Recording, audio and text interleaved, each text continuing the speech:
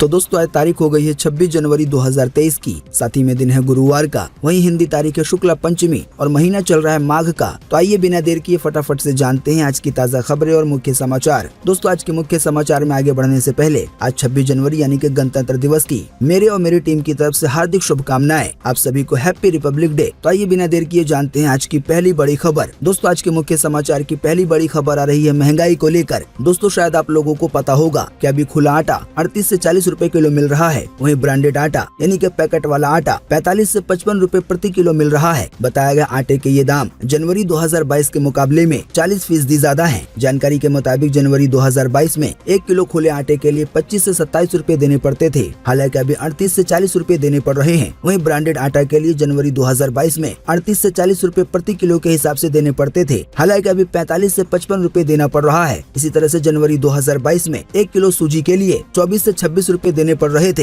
हालांकि अभी जनवरी 2023 में 35 से 37 रुपए देने पड़ रहे हैं। ऐसे ही जनवरी 2022 में 1 किलो मैदा के लिए 22 से 24 रुपए देने पड़ रहे थे, हालांकि अभी 34 से 36 रुपए देने पड़ते हैं। यानी कि मैदा के दाम में भी लगभग 46% तक की बढ़ोतरी हुई है। ऐसे ही बताया गया जनवरी 2022 में 400 ग्राम वाले ब्राउन ब्रेड के लिए 30 से 35 रुपए ही देने पड़ रहे थे, हालांकि अभी 40 से 45 रुपए देना पड़ रहा है। ऐसे ही 400 ग्राम वाले व्हाइट ब्रेड के लिए जनवरी 2022 में 28 से 30 रुपए देने पड़ रहे थे, हालांकि अभी 35 से 40 रुपए देने पड़ते हैं। आसान शब्दों में कहें तो जो आटा है या जो आटे से बनी चीजें हैं उनके दाम में बीते 1 साल में भयंकर महंगाई दर्ज की गई है। अब दोस्तों हो सकता है इनमें से कई जानकारियां आपके पास पहले से हो, पर फिलहाल जो ताज़ा जानकारी आई है उसमें विश्लेषकों के हवाले से ये बताया गया है कि अगर सरकारी स्टॉक का गेहूं खुले बाजार में जारी नहीं करती है तो आने वाले दिनों में आटे के भाव में और तेजी देखी जा सकती है, यानी कि आटा अभी और ज्यादा महंगा हो सकता है। वहीं दोस्तों अगली बड़ी खबर आ रही है शाहरुख खान की पठान मूवी को लेकर। दोस्तों शायद आप जानते होंगे शाहरुख खान की पठान मूवी बीते रोज 25 जनवरी 2023 को रिलीज हुई थी। बताया गया शाहरुख खान की इस मूवी को लेकर फैंस में काफी ज्यादा उत्साह देखने को मिल रहा है। ताज़ा जानकारी के मुताबिक इसी बीच फिल्म के पहले दिन के कमाई के आंकड़े सामने आ गए हैं। बताया गया शाहरुख खान की पठान मूवी ने पहले दिन 52 करोड़ 50 लाख रुपए की कमाई की है। ऐसा होने की वजह से शाहरुख खान की इस मूवी ने आमिर खान की मूवी ठग्स ऑफ हिंदुस्तान को पीछे छोड़ दिया है ओपनिंग डे के मामले में। साथ ही में शाहरुख खान की इस पठान मूवी ने ओपनिंग डे के कलेक्शन के मामले में बाहुबली 2 और भारत जैसी मूवी को भी पीछे छोड़ दिया है। बताया गया शाहरुख खान की पठान मूवी अब देश की तीसरी ओपनर मूवी बन गई है। वहीं दोस्तों अगली बड़ी खबर आ रही है पद्म पुरस्कारों को लेकर। जानकारी के मुताबिक गणतंत्र दिवस की पूर्व संध्या पर यानी कि बीते रोज शाम को पद्म पुरस्कार विजेताओं के नाम का ऐलान किया गया। बताया गया यूपी के पूर्व मुख्यमंत्री मुलायम सिंह यादव और ओआरएस के खोजकर्ता डॉक्टर दिलीप महलानाबीस को मरणोपरांत यानी कि मरने के बाद देश का दूसरा सर्वोच्च नागरिक सम्मान पद्म विभूषण दिया जाएगा। इनके अलावा तबला वादक जाकिर हुसैन, आर्किटेक्ट बालकृष्ण दोषी और भारतीय मूल के अमेरिकी मैथमेटिशियन श्रीनिवास वर्धन को भी पद्म विभूषण से नवाजा जाएगा। इसके अलावा 91 ऐसी हस्तियां होंगी जिनको पद्मश्री से नवाजा जाएगा। तो दोस्तों जिनको भी पद्म विभूषण मिलना है या जिनको पद्म भूषण मिलना है या जिनको पद्मश्री मिलना है उन सभी हस्तियों के नाम आपकी स्क्रीन पे दिखाए जा रहे हैं। अगर मैं एक एक करके सबके नाम के बारे में बताऊंगा तो वीडियो काफी ज्यादा लंबा हो जाएगा।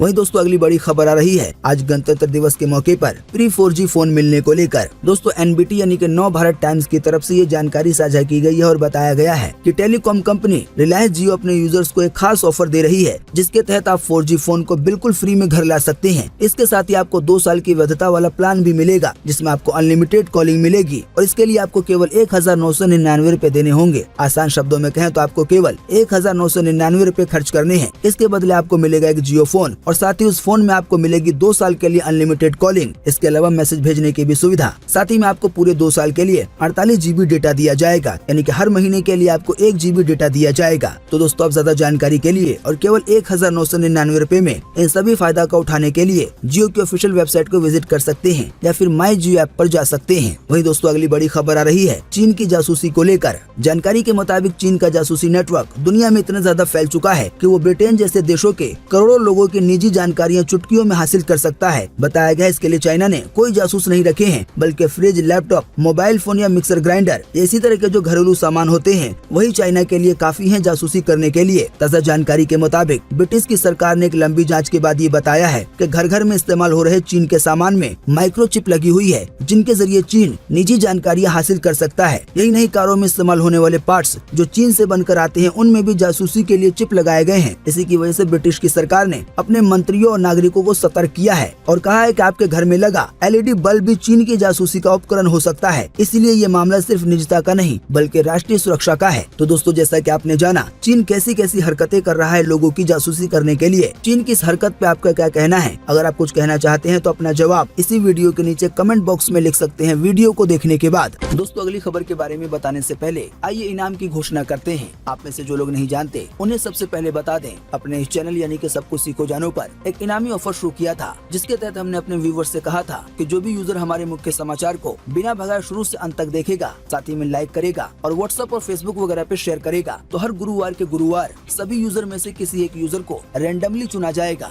इनमें से कोई एक इनाम दिया जाएगा। दोस्तों, आपको बता दें ये इनामी ऑफर अभी भी आने वाले कई हफ्तों तक चलता रहेगा और हर गुरुवार के गुरुवार इनमें से कोई एक इनाम आप में से किसी एक यूजर को मिलता रहेगा। तो जैसा कि आप और हम जानते हैं कि आज गुरुवार का दिन है, यानी कि आज किसी एक यूजर को इनमें से कोई एक इनाम देने की बारी है, यानी कि आज उसके नाम की घोषणा करनी है। तो इस हफ्ते के लिए हमने जिस यूजर को चुना है उनका नाम ये है, जो कि अभी आपकी स्क्रीन पर दिखाया जा रहा है। वादे के मुताबिक हम अपने इस यूजर को इनमें से कोई एक चीज गिफ्ट करेंगे। साथ ही जब हमारी तरफ से हमारे द्वारा दिया गया इनाम इन तक पहुंच जाएगा तो हम कोशिश करेंगे इनसे कोई वीडियो बनवाएं, ताकि आपको भी पता चल सके कि इनाम किसको मिला है और वो किस राज्य के रहने वाले हैं। तो जिस यूजर का ये अकाउंट है जो कि अभी स्क्रीन पर दिख रहा है, वो हमें इसी वीडियो के नीचे कमेंट बॉक्स में अपना ईमेल आईडी साझा करें, फिर हमारी टीम इनाम देने के लिए उनसे संपर्क करेगी। वहीं दोस्तों, अगली बड़ी खबर आ रही है बाबा राम रहीम को लेकर। दोस्तों, हत्या और यौन शोषण के 3 केस में 20-20 साल की सजा काट रहे राम रहीम को हरियाणा के सरकार के नए नियम से राहत मिली है। बताया गया उसकी 90 दिन की सजा कम हो गई है। जानकारी के मुताबिक हरियाणा की सरकार ने गणतंत्र दिवस पे फैसला लिया है कि 10 साल से ज्यादा की सजा पाने वाले कैदियों की सजा में 90 दिन की छूट दी जाएगी। आपको बता दें, राम रहीम 25 अगस्त 2017 से जेल में है और तब से उसे 4 बार पैरोल मिल चुकी है और अभी भी वो पैरोल पर बाहर है। आसान शब्दों में कहें तो हरियाणा सरकार के नए नियम की वजह से उसे पिछले 5 साल में 5वीं बार राहत मिली है। तो दोस्तों, जैसा कि आपने जाना, इतना ज्यादा संगीन जुर्म होने के बावजूद पिछले 5 साल में ही वो कई दिनों के लिए 5 बार जेल से बाहर रह चुका है। वहीं दोस्तों, अगली बड़ी खबर आ रही है आज गणतंत्र दिवस को लेकर। जानकारी के मुताबिक आतंकी हमले के गंभीर इनपुट को देखते हुए गणतंत्र दिवस पे सुरक्षा के बेहद ही कड़े बंदोबस्त किए गए हैं। देश की राजधानी दिल्ली को छावनी में तब्दील कर दिया गया है। जानकारी के मुताबिक Delhi police, paramilitary, NSG, SPG व सेना के कमांडो के अलावा सभी केंद्रीय सुरक्षा एजेंसियां पूरी तरह से सतर्क हैं। चप्पे चप्पे पे पुलिस व पैरामिलिट्री के जवानों की तैनाती की गई है। हर तरह के संभावित आतंकी खतरे को देखते हुए देश की राजधानी दिल्ली को अभेद किले में तब्दील कर दिया गया है। दोस्तों, ऐसी ही खबर आ रही है पंजाब को लेकर। जानकारी के मुताबिक आज गणतंत्र दिवस के मौके पर पंजाब में पुलिस ने रेड अलर्ट जारी किया है। पुलिस ने राज्य की सभी सीमाओं को सील कर दिया है। वहां के DGP गौरव यादव ने राज्य के सभी CP, SSP के साथ सुरक्षा व्यवस्था की समीक्षा की और जिला उपायुक्तों को अपने अपने अधिकार क्षेत्रों में पुख्ता सुरक्षा व्यवस्था सुनिश्चित करने के लिए कहा है। साथ ही में उन्होंने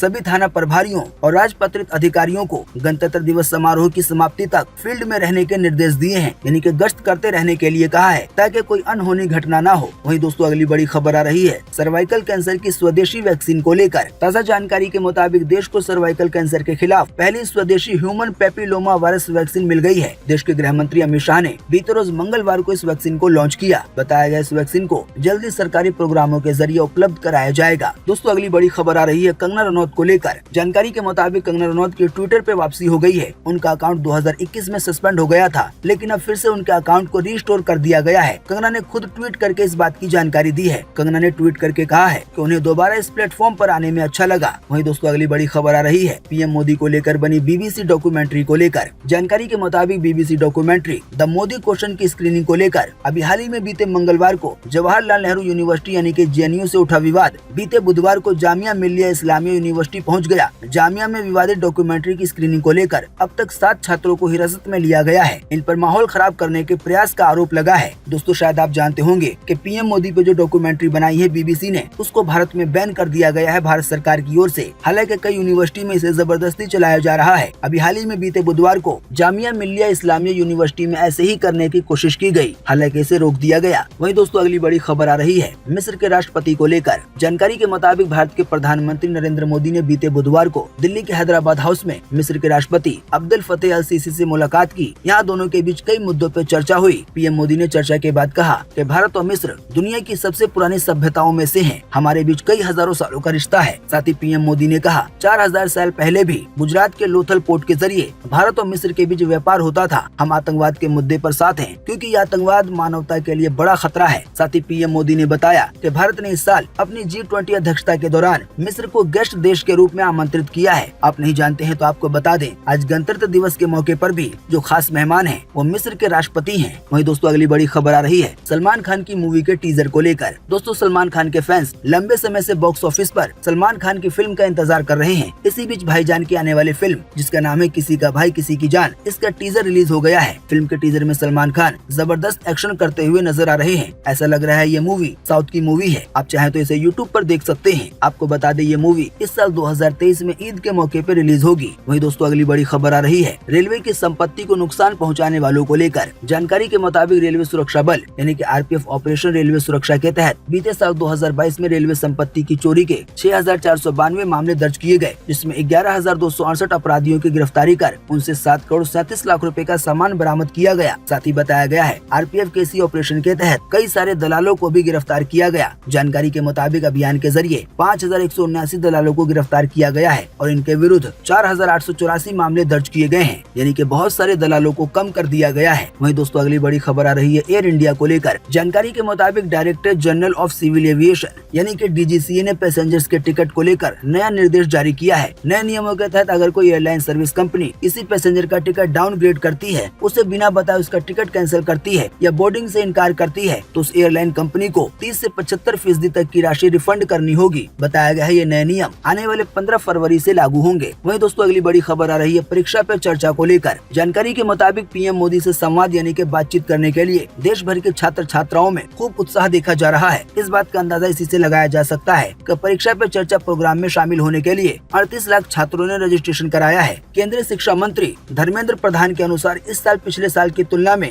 रजिस्ट्रेशन कम से कम 15 लाख ज्यादा है। दोस्तों आपको बता दें ये परीक्षा पे चर्चा प्रोग्राम कल 27 जनवरी को देश की राजधानी दिल्ली के ताल कटोरा इंडोर स्टेडियम में आयोजित किया जाएगा। दोस्तों आप नहीं जानते हैं तो आपको बता दें परीक्षा पे चर्चा ये कार्यक्रम एक वार्षिक कार्यक्रम है, यानी कि ये एक साल में एक बार होता है, जिसमें प्रधानमंत्री मोदी आने वाले बोर्ड परीक्षा में बैठने वाले छात्रों के साथ बातचीत करते हैं। आयोजन के दौरान वो परीक्षा के तनाव और अन्य मुद्दों से संबंधित छात्रों के प्रश्नों का उत्तर भी देते हैं। वहीं दोस्तों अगली बड़ी खबर आ रही है जीएसटी को लेकर कुछ हो सकने वाले नए फैसलों को लेकर। जानकारी के मुताबिक society of manufacturers of electric vehicles को उम्मीद है कि सरकार ईवी इंडस्ट्री को प्रोत्साहन देना जारी रखेगी। इसके साथ ही ये भी उम्मीद है कि सरकार इस बजट में जो कि आने वाली 1 फरवरी 2023 को पेश होने वाला है, इसमें घरेलू स्तर पर R&D को बढ़ावा देने यानी कि इलेक्ट्रिक व्हीकल की दुनिया में नई नई खोज करने, साथ ही में सप्लाई संबंधी दिक्कतों को दूर करने और मजबूत ईवी इकोसिस्टम को बढ़ावा देकर भारत को ग्लोबल हब बनाने के लिए नई योजनाओं और उपाय भी लाएगी। साथ ही दोस्तों इसी बीच ये भी जानकारी आई है जिसमें ये बताया गया है कि एक तरफ अभी जहां इलेक्ट्रिक वाहनों पर केवल 5% का जीएसटी लगता है, तो वहीं इलेक्ट्रिक गाड़ियों के जो स्पेयर पार्ट्स हैं उन पे 28% का जीएसटी लगता है। ऐसे में अभी उम्मीद जताई जा रही है कि आने वाले दिनों में जो बजट है उसमें ये ऐलान किया जा सकता है कि इलेक्ट्रिक व्हीकल को बनाने में जो स्पेयर पार्ट्स का इस्तेमाल होता है, यानी कि जिन पार्ट्स का इस्तेमाल होता है उस पर भी 5% का ही जीएसटी लग सकता है। तो दोस्तों आने वाले दिनों में अगर ऐसा होता है कि जिन पार्ट्स पे अभी 28% का जीएसटी लगता है, अगर उस पे 5% का जीएसटी कर दिया जाएगा, तो जाहिर बात है इसकी वजह से जो इलेक्ट्रिक गाड़ियां हैं जो कि बिजली से चार्ज होकर चलती हैं, उनके दाम में भारी कमी आ सकती है। हालांकि मेन और असल बात बजट पेश होने के बाद ही पता चल पाएगी। दोस्तों बजट के मामले में एक और बड़ी खबर आ रही है, देखें अपनी स्क्रीन पर। बजट में पेंशन को टैक्स फ्री करने की है उम्मीद। इंश्योरेंस पॉलिसी के लिए अलग बकेट बना सकती है सरकार। 2 से 2.5 लाख रुपए तक बढ़ेगी लिमिट। तो दोस्तों आने वाले 1 फरवरी 2023 को जो बजट पेश होने वाला है उसमें इंश्योरेंस को लेकर भी बड़े ऐलान किए जा सकते हैं। हालांकि वो ऐलान ठीक क्या होंगे, उनकी सही से और असल जानकारी बजट पेश होने के बाद ही पता चल पाएगी। वहीं दोस्तों अगली बड़ी खबर आ रही है रूस के एक नए कानून को लेकर। जानकारी के मुताबिक रूस का नया कानून सभी उम्र के लोगों में अपारंपरिक सेक्सुअल के संबंधों के प्रचार पर पूरी तरह से रोक लगाता है। यानी अब रूस में लड़के से लड़के की शादी या फिर लड़की से लड़की की शादी या फिर लड़के से लड़के का संबंध या फिर लड़की से लड़की में संबंध, ऐसे मामले पे किसी भी तरह की किताब या फिर खबर या लेख लिखने पर पूरी तरह से प्रतिबंध लगा दिया गया है। बताया गया अगर कोई नियमों को तोड़ेगा तो उसे लगभग 4,80,000 रुपए का जुर्माना देना पड़ सकता है। दोस्तों आप नहीं जानते हैं तो आपको बता दें करीब 2.5 साल पहले रूसी संसद ने समलैंगिक विवाह पे प्रतिबंध को सही ठहराने के लिए जरूरी कदम उठाए थे। रूसी सांसदों ने 14 जुलाई 2020 को इस तरह के कानून का मसौदा पेश किया था जो देश में समलैंगिक विवाह पे बैन लगाता है। वैसे दोस्तों आप नहीं जानते हैं तो आपको बता दें दुनिया के ऐसे कई देश हैं जहाँ पे समलैंगिक विवाह लीगल है, यानी कि लड़के से लड़के की शादी या फिर लड़की से लड़की की शादी। हालांकि रूस में ऐसा नहीं है और अब इस ताज़ा जानकारी के मुताबिक रूस के इसी कानून को एक नए कानून को जोड़ के और सख्त कर दिया गया है। शादी वगैरह होना या इस तरह का संबंध बनाना तो पहले से ही बैन है, लेकिन अब इस ताज़ा जानकारी के मुताबिक अगर कोई इस तरह के मामलों के बारे में खबर लिखेगा या फिर किताब वगैरह लिखेगा तो ऐसे में भी सजा हो सकती है। दोस्तों आप भी इसी वीडियो के नीचे कमेंट बॉक्स में कमेंट करके बताएं कि इस तरह की शादी दुनिया के दूसरे देशों में या फिर अपने देश में लीगल होनी चाहिए या नहीं, यानी कि औरत औरत से औरत की शादी या फिर मर्द से मर्द की शादी? आप वीडियो को पूरा देखने के बाद अपना जवाब इसी वीडियो के नीचे कमेंट बॉक्स में लिख सकते हैं।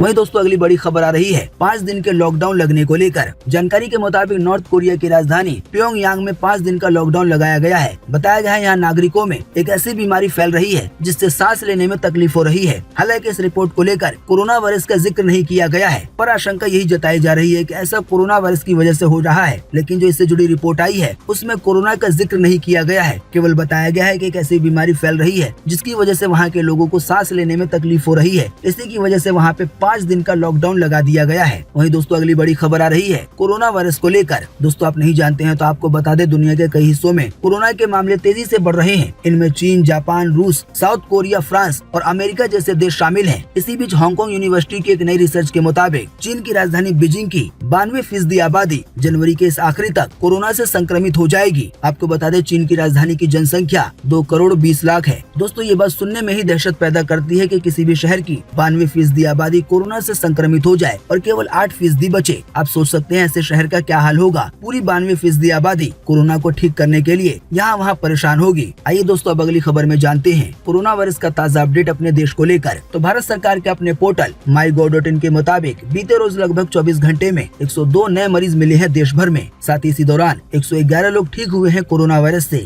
साथ ही में ये भी अच्छी बात रही कि बीते रोज लगभग 24 घंटे में देश भर में कोरोना के कारण किसी भी व्यक्ति की जान नहीं गई है। वहीं दोस्तों अगर बात की जाए एक्टिव केसों की, तो अभी अपने देश में एक्टिव केसों की संख्या 1922 है। यानी कि अभी देश में इतने कोरोना वायरस के मरीज बचे हुए हैं जिनका इलाज चल रहा है। वहीं दोस्तों अगली बड़ी खबर आ रही है जैकलीन फर्नांडिस को लेकर। जानकारी के मुताबिक जैकलीन फर्नांडिस की विदेश जाने की मांग पर दिल्ली के पटियाला हाउस कोर्ट आज सुनवाई करेगी। न्यूज एजेंसी के मुताबिक एक्ट्रेस ने विदेश जाने के लिए कोर्ट में एक याचिका दायर की थी, जिसके बाद कोर्ट ने प्रवर्तन निदेशालय यानी कि ईडी को आदेश दिया है कि वो जैकलीन के काम के सिलसिले में जनवरी के आखिरी हफ्ते में दुबई जाने के आवेदन पर अपना जवाब दाखिल करे। आसान शब्दों में कहें तो जैकलीन को लेकर आज कोर्ट ये फैसला सुना सकती है कि उन्हें भारत से बाहर जाने की परमिशन मिलेगी या नहीं। आप नहीं जानते हैं तो आपको बता दें जैकलीन महाठग सुकेश चंद्रशेखर का जो 200 करोड़ रुपए वाला मनी लॉन्ड्रिंग का मामला है, उसी मामलों के कई हिस्सों में आरोपी है। वहीं दोस्तों अगली बड़ी खबर आ रही है एयर इंडिया को लेकर। जानकारी के मुताबिक एयर इंडिया ने पेशाब कांड और यात्रियों की अभद्रता की घटनाओं के बाद बीते मंगलवार को फ्लाइट में शराब परोसने की पॉलिसी में बदलाव किया है। बदली हुई नीति के अनुसार यानी कि नए नियमों के अनुसार पैसेंजर्स को फ्लाइट में तब तक शराब पीने की अनुमति नहीं होगी जब तक क्रू मेंबर्स उन्हें शराब न परोसे।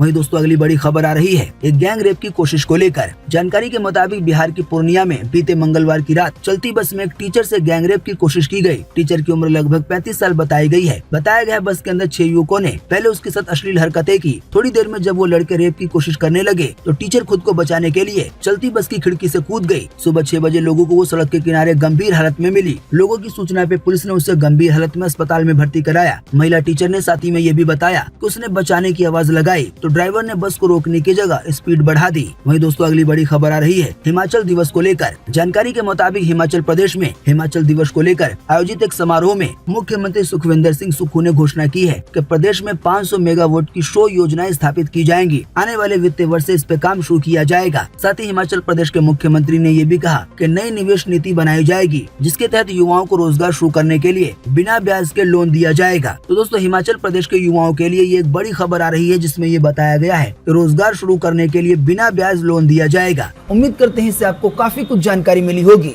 हम बस इसके बदले में आपसे इतना ही चाहते हैं कि आप इस वीडियो को लाइक कर दें और शेयर कर दें, क्योंकि आपका लाइक और शेयर करना ही होता है हमारी मेहनत का फल।